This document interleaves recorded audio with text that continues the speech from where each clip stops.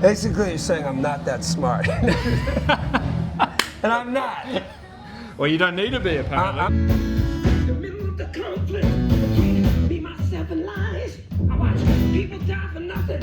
I sold hope to hungry eyes. Swam deep in the river. On the road, I did find self-reflection, new direction to a healthy state of mind. How you going? We are Soup. We're here with Xavier, aka Fantastic Negrito. That's me. There's only one fantastic Negrito in the world, and I'm sitting on this staircase with you. Yes, we're here at Crowbar in Brisbane. Welcome to Brisbane. Thank you. How's your experience been in the past 4 or 5 hours? Oh, it's been pretty nice. I mean, it looks a lot to me like northern Japan. Interesting. Hokkaido has a big blue sky with fluffy clouds and warm and kind of.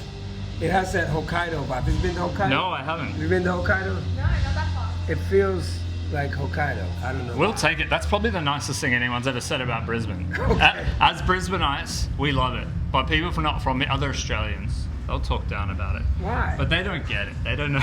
They don't know about what's I love good. It feels like, you know, like some things have happened here. Yeah. Well, it's got its history. It's a Yeah. great city.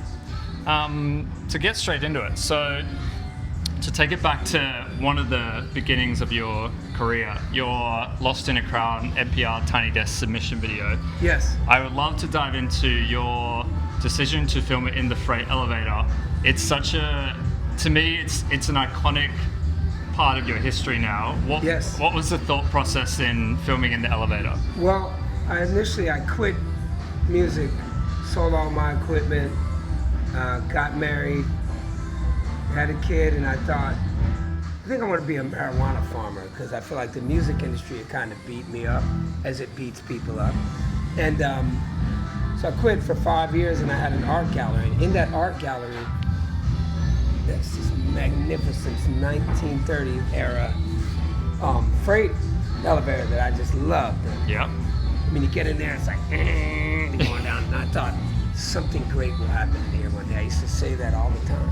Yeah. So slowly started getting into music again, and I thought, well, by this time I was doing my own sound and what I wanted to do, and it really wasn't that popular with the folks. And so I would just go to the train station, and that's where I would get a big audience. True. I thought, wow, people are into this, and we'd have this thing, we'd play and we'd busk. And then some kid comes up to me and he goes, hey man, I really like what you do, it's so different.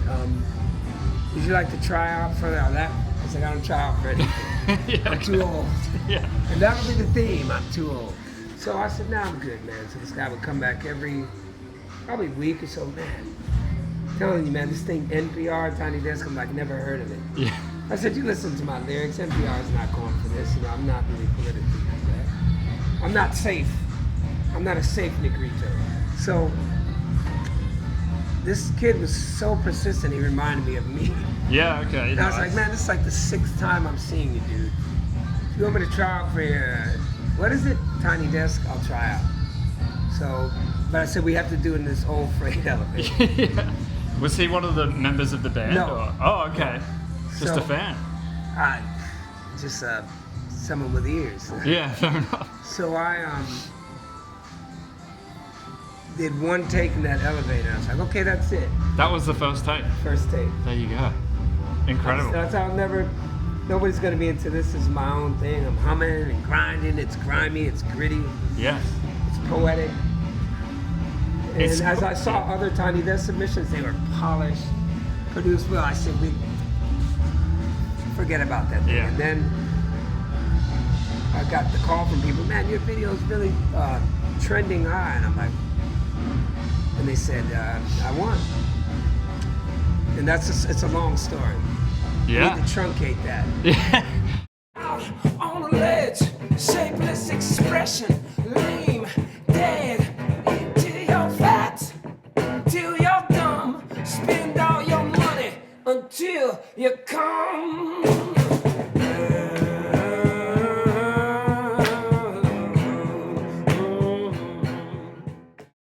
We don't need to truncate that. That was great. I True think story, that's how it happened. it's very genuine. Just, yeah. And there you go. And your resistance of it is quite fascinating. Oh, I'm a great resistor. Yeah. Like, no, I'm not into it. Yeah. No, Yeah. I don't want to do NPR. No, on and on. Like, Yeah. And would you say, did that feel like a catalyst at the time for the rest? are you kidding me? I mean, I went from people knowing me in San Francisco at the train station to overnight getting calls from all around the world, because I was the inaugural winner. Yeah, the I was first the first one, so Yeah. it was a really big deal. Yeah. I think at that point I'd already been in the music business. It had already beat me up. It had defeated me, Yeah. as we artists get defeated. And I wasn't looking for it anymore. And I just found love at the train station, just playing these songs for people, and it felt great, like I was connecting with people. And I didn't care about, how technically the video Yeah. looked or sounded. I just thought this is a great vibe. Yeah. And obviously it didn't matter in the end, the technicalities. I think they got it. They got the gist, They're yeah. like, oh, this guy doesn't care. He's got he's got He something. doesn't care. Yeah, he doesn't care at all. I didn't care, and I hope that other artists learn not to care, not to want. Yeah. It's amazing what's happened in that 10 years. We've come to this place where everybody's like, I have to be popular, I have to have followers, I have to have likes, I have to have this, And that's the sad part, is that in that short time, that's what has happened. Yeah. So for sure. hopefully, I always try to remind people that it's so unimportant. Yeah. So, further to that, your lyricism, it does connect on quite a deeply human level, and it's very raw in that it's not always using the most fancy language, but it's like I feel like anyone could connect with it. Does this lyricism come to you naturally, or early on were there inspirations which you drew from to try and go down that path? Basically, you're saying I'm not that smart. And I'm not. Well, you don't need to be, apparently. I'm the 8th of 15 kids. True. And that's a big family. The smart ones are doctors and lawyers. I don't think I ever was interested too much in school or anything. But no, I think I stopped trying. And stopped trying. When I stop trying, it's so good. And that's, So it's I just can only flowing. be who I am. Yeah. And evidently you're doing the right thing. You made the right call. So- Yeah, I mean, it took, 40 years to figure it out, but I think it's okay. When I was younger, in my 20s, I was in LA, I wanted to be famous. I wanted to live in a big house. I wanted to have a fancy car. I wanted the hottest girls. I wanted the best drugs. I want. I was a want more whore. But when I failed, I lost my hand Yes. in an accident. I was in a coma 3 weeks. And once I failed, then I was like, I think I can figure this thing out Yeah. and stop wanting so much. Yes. Well, it's funny how that's worked out for you. So, Yeah. 3-time Grammy Award winner. I hope you don't get sick of hearing that. No, I mean, there's a very few amount of people in the world that have won Grammys. And, So I don't- and 3 back-to-back, incredibly small. yeah, amount. I don't get sick of it, but I am not a slave to it. No, I absolutely. don't think it determines anything. No. And I don't have any interest in it, to be honest with you. It's just Yeah. one of those things that's just like, oh, wow, this is nice. Gratitude is the best attitude. I agree, yeah. But you can, if you came to my house, you would never see them. I don't put them out. It's a great thing, a great honor, but you got to make music. You got to connect with people. You have to serve people, For sure. I learned that in my recovery. I was Yeah. in the hospital like about a year total, and I thought I was just, You were in the hospital for a year? yeah, I So mean, in a basically, coma yeah. for 3 weeks? 3 was it? weeks. Yeah. But oh man, coming back was like, it's horrifying. So the thing I'm trying to say is that, I learned, I said, wow, I'm now a recovering narcissist. But I feel like I embraced narcissism because I was so dysfunctional, Sure. My house was so dysfunctional, being the 8th of 15 kids, and my father had me when he was 63, my mother was 30, so it was bad. And that was my protection, I was living on the streets at 12, so you had to think of you. Yeah. So I know that was kind of a defense mechanism to the world. But you work on it. So how did you, in terms of learning to play guitar again, what was the journey like for that? Was it a long road or? Still a long way. I just decided, the doctor was like, you'll never play again. I thought, what if I play bad? And he looked at me blank, and I was like, yeah, I know that I play pretty bad. Yeah. But whenever we're making records, the engineer's like, God, man, we need your bad playing. It just doesn't. But I think, yeah, you know, you lose and you gain. That's life, man. For sure. And it's up to you what you want to do with it. Yeah. That's a good way to look at it. Yeah, like, you know, in one of my songs that I was sing, like, take the bullshit, turn it into good shit. That's just so my mantra. Yeah. There's all kinds of bullshit. It's everywhere you go, every day. I agree. I couldn't agree more. And so what are you going to do about it? Yes. Are you going to cry about it? Are you going to do something productive with it? I feel like trauma, challenges, obstacles are just our fuel. You know, everyone is our teachers. Bring it forward more into the future. So late last year, you collaboratively released an EP as Everything Velvet. Oh yeah, I love her. Yeah, she's great.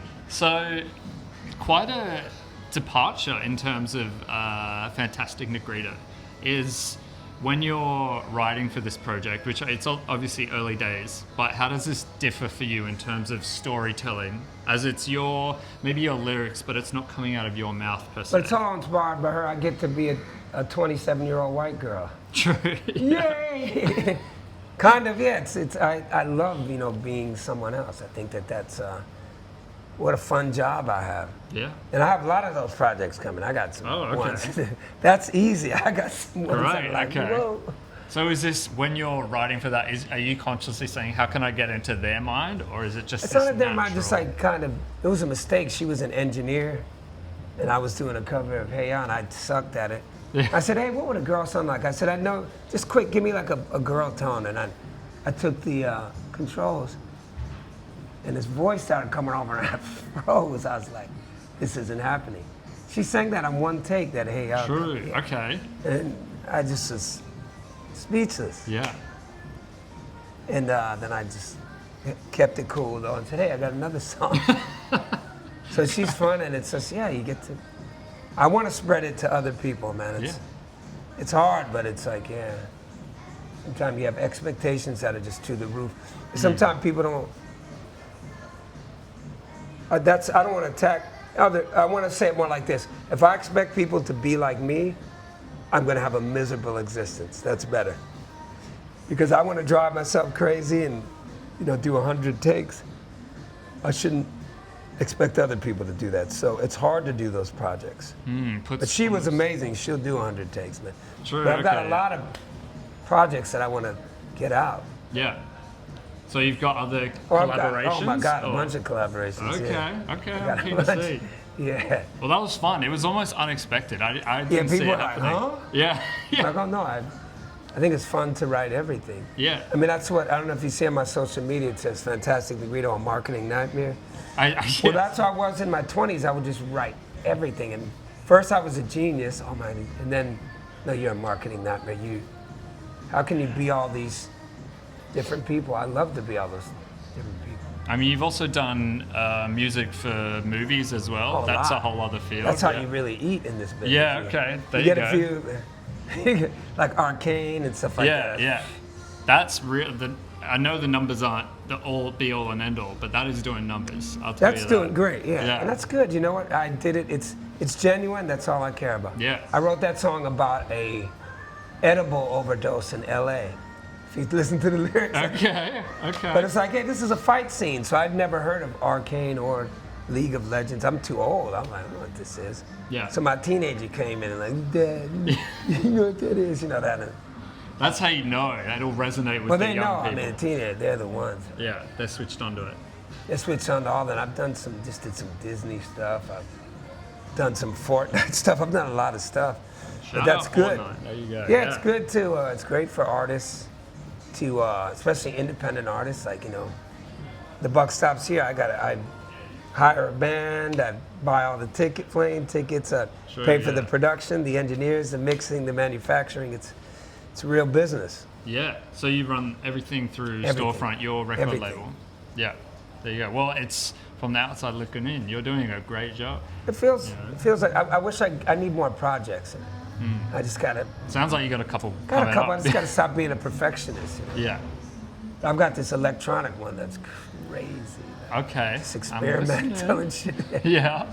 I would love to see your Oh, style put over some electronic. Yeah, it's happening with this artist. We're doing this like 70s hard funk, like female thing. Yeah, just fun stuff. Whoa, It's having okay. like it's a blast to be in the studio doing that stuff. It's like being the 17-year-old who thinks he can do everything, you know? Yeah. God, you've really caught my interest with that. I'm You gotta first figure out, did they defeat me? Like I was writing these lyrics on a plane about, you know, before we were defeated. I'm really into that because I was defeated. I remember that, you know, being a kid and going to LA and suddenly I was a millionaire. I was defeated right away. But to reclaim it is so beautiful, man. Yeah. It's lovely to see your story. Obviously, I've come in toward the tail end. I think I started listening to you at Plastic Hamburgers when that came out. But to read back and be like, oh, what? He's got quite the history. It's great to see it work out in the end, you know? And that's what I like that. That's, as an artist, as a human being, that's like the contribution to other people, especially younger people. You're like, hey, I know it gets hard, man. I lost my hand. I lost my deal. I lost everything. I even quit. I sold all my equipment. I'm done. And the dream can still happen. And that's, I would love to give that to you guys, that you just, there's no stopping, man, any of this, until you're done. Man, I don't care how dark it's got, how hopeless, man, sitting up in a hospital, and but, you know, you have to believe in something that's bigger than you, you know? Whatever that is to you, I don't know. Well, I think whatever that is, I think you've found it by the looks of it. So, yeah, congratulations. Yeah, well-deserved success, and thrilled to have you back in Brisbane. Well, in Brisbane for the first time, but back in Australia. Well, I'm just grateful to be here. I mean, it's, I never get used to this, man. I was in Paris last month, and I was just looking at all these old buildings, and I told myself, I've been here 10, 15 times. I don't get used to this, man. It's, I'm filled with so much gratitude, and the way that I've been received in Adelaide. It's just, I can't believe it. Yeah. That I get to, if I want anything more than this, I'm greedy. You know, and I'm just like, this is great. Yeah, I mean, yeah. It sounds like it's all happening, and it's beautiful to see. So thank you. I really appreciate your time. I love hearing your story. Thanks for chatting, and we're keen to see you on stage in about a couple hours. Couple hours, we'll be on, yeah. Beautiful. Well, thank you very much. Thank Fantastic, Negrito. Yes, sir. We've been Soup, and we'll see you soon. Thank you. Bye.